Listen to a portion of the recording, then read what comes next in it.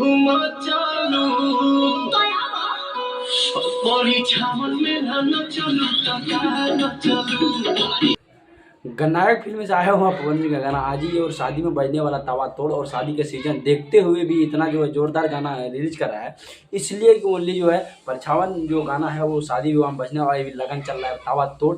तो इसके लिए उसके बीच में एक और गाना सुना रहे हैं। अब ये दोनों में बताना है कौन ज़्यादा बजने वाला है इस दोनों में।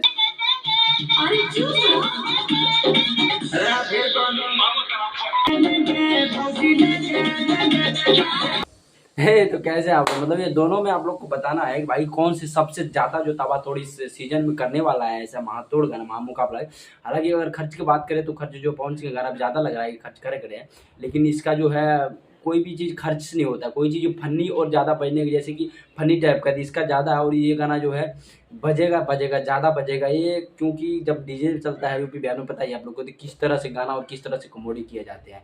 तो गाना ज़्यादा बजने वाला मेरी तरफ से मानोगे तो खेसारी यादव जी का है। हालांकि ये भी बजेगा, परछावन बहुत अच्छा गाना है, इसमें कोई वो वाला बात नहीं है, ये भी बजेगा। लेकिन ये दोनों में कौन सा अच्छा लगा आप लोग बताइए और यूट्यूब पे पढ़िए दोनों गाना जाकर सुनिए एक बार। फिर मैं तक बाय।